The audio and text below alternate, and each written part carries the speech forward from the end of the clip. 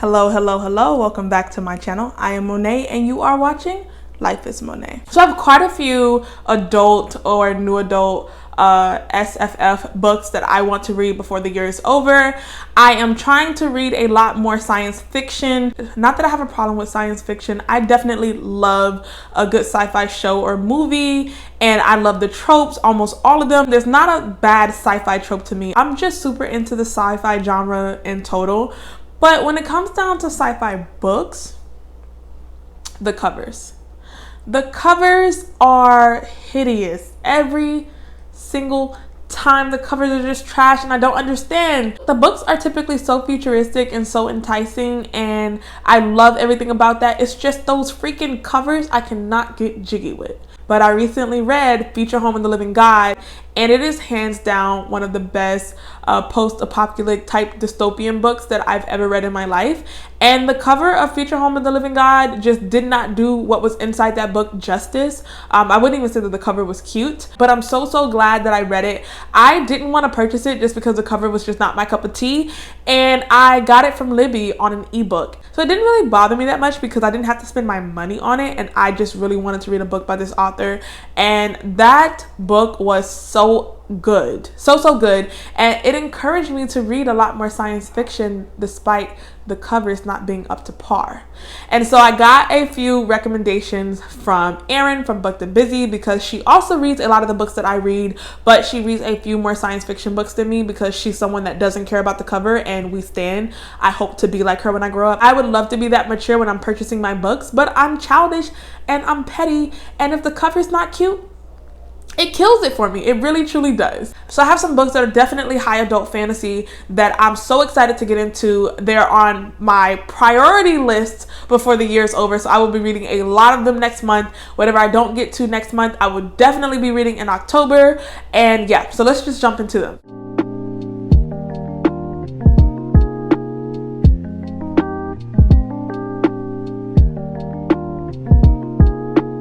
First book I have is Foundry Side. This is a 5-star prediction for me. I cannot wait to get into this book. I know that this book has some thieves in here, and it starts off with the heist, and that's just my jam. That's my trope. I will watch it and read it. One of my favorite Netflix TV shows is Money Heist, just because they're doing this high stake robbery at this really large bank, and they actually get away with it. And just, I love watching them and just worrying about how they're gonna get out and if they're gonna get away. That's also a reason why I'm super biased towards Six of Crows and Cricket Kingdom, because it's a group of thieves and they go on different heists as well. So any trope that starts off with a group of outcast type thieves that are attempting this really large robbery, that's my thing. Set it off. Gang of Roses. I'm showing y'all my true blackness here, but you get what I'm saying, and I just really think I'm gonna love this book. Okay, so the next book that I have is We Ride the Storm. After reading Legacy of Ash and realizing how much I absolutely love that book, this one has some of the same similar tropes as far as like a divided kingdom and a betrayal and forced alliances. Forced alliance or like forced friendship, I'm learning that I really like, because they're not instantly loving each other, and then there's still this big huge element of mistrust because this is an enemy, somebody that you're sworn to like take down and to kill, and now you're stuck working with them and you don't even know if you can trust them or believe in them, and that just makes the stakes that much higher. So I'm anticipating for this to be a 4 or 5 as well. But honestly, to be honest with you guys, I mentioned this on a live show that I did a few days ago. I don't buy books that I don't anticipate for me to love, especially with my own money. Going back to Future Home of the Living God, the cover just, and the cover and the synopsis just weren't really hitting it for me, and I didn't anticipate that I was going to love the book. But it sounded interesting enough for me to read it, which is why I settled for getting it on ebook from Libby, or I went to my local library just to see if they had it in stock. For me, purchasing a book with my own money, I just don't do that unless I feel like it's going to be at least a 4 out of 5 for me.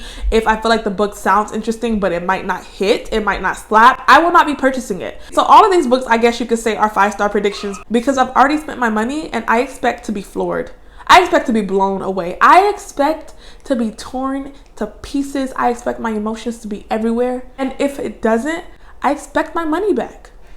In the spirit of reading more sci-fi books, I picked up The Children of Time just because this cover was a lot more tolerable. Have you guys ever seen the science fiction section of Barnes & Nobles? It's just, and then they put it right next to the fantasy. And then that's typically next to like the horror mystery. And like the fantasy and horror mystery covers are always slapping. They're always so intriguing and like they just make you want to pick it up and read the back of the book. But for some reason, the sci-fi section just doesn't hit. And I pick up a cover, I look at it, I put it down. Like I'm really bad about it, but I'm trying to be better. But I just feel like if I'm going to spend my own money on it, I need to love the cover. I need to love everything about the book. The synopsis and the cover just kind of needs to come together. And yeah, I'm expecting that from Children of Time. I don't know if this is going to be a 5 out of 5 for me. I'm expecting it to be at least a 4 because it's on a different planet and Earth is dying and it features a different race, a superior race. And there's also large talking spiders. So I'm definitely sold. This is probably going to be one of the first books that I read next month, to be honest with you. The next book that I have is Leviathan Wakes. We don't love the cover. Aaron recently read this book as a buddy read with Monty and Mina from Mina Reads. And they were reading it and they were like, you have to read this book. And I was just like, I'm not spending money on that cover. Sorry. I'm not in love with satellites like that. Even if you put fancy pink words on the top. And I just skipped right over it on their buddy read. They ran through this book and Monty Price gave this book a 4 out of 5. And I had to double back because if Monty gave it a 4 out of 5, it must be a 10 out of 5, period. And so yeah, that intrigued me to pick it up and actually spend my money. They have this entire, I think like they have the first 3 books on Amazon for like $27. And I just couldn't bring myself to buy all 3 books because I didn't want to make that investment. And also the next 2 books in this series, the cover just gets worse. Like, unfortunately, this is the best cover that they had and it's nothing but some satellites in the blue sky.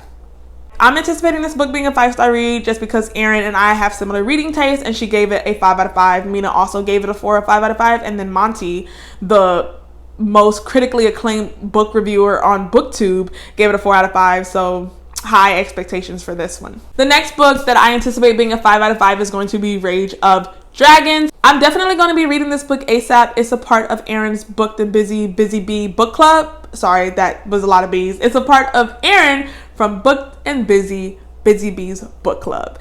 And I plan to be on her live. I don't think I'll be posting a review for this one on my channel anytime soon. So if you wanted to hear my thoughts, please be sure to catch that live show.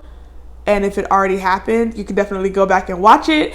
And I'll probably mention it in the future. I just don't anticipate a full review of this on my channel. I'm reading it for her book club, for her live show.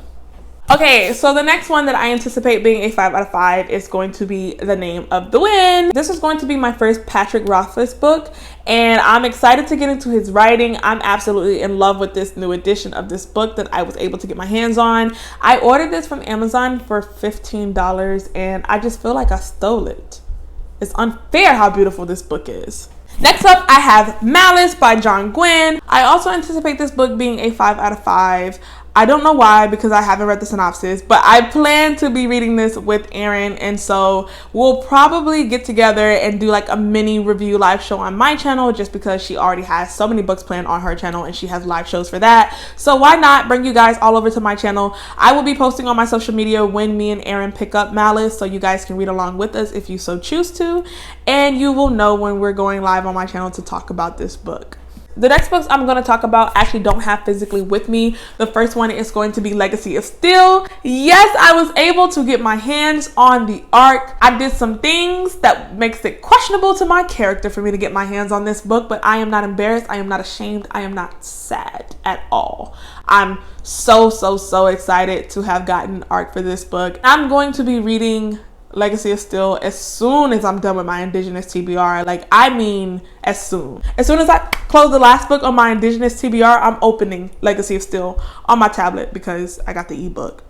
So the last book that I have that I want to read as soon as possible. I have so many of these books that I want to read like tomorrow, and I know that they're all pretty big books and they're dope books, so I can't just run through them like I would a YA book, but I'm hoping to read these books as soon as possible. The last one that I have is going to be The Shadow of What Was Lost. This book also features one of those tropes where there's like this torn kingdom and a failed rebellion and they're trying to start it up again, and it includes betrayal and a lot of political intrigue, and just those are some of my favorite tropes, especially when you put them all together in one book. Even in Crescent City, when I think about Crescent City and like what I want to see more of from that series, is definitely the failed rebellion that Hunt went through when he tried to overthrow the Archangels. That trope just always slapped for me, especially in adult fantasy, and I just need to see more of those. In any book with that trope, I'm typically gonna be buying, especially like I said, if it's an adult, because it always seems to hit for me. And that is one of the reasons why I ended up purchasing this one. It's highly rated, highly recommended, and I believe that there's 3 books out or 4 books out in this series, so I'm excited to jump into it. So almost all of the books that I've mentioned in this video are going to be by brand new authors. I cannot wait to start reading from some different authors than I've been reading from. I gotta give some of the authors that I've been loving all year a run for their money. And yeah, I'm anticipating all these books to be at least a 4 or a 5-star read. Anyways, thanks for stopping by my channel. I will see you guys in my next video. Bye.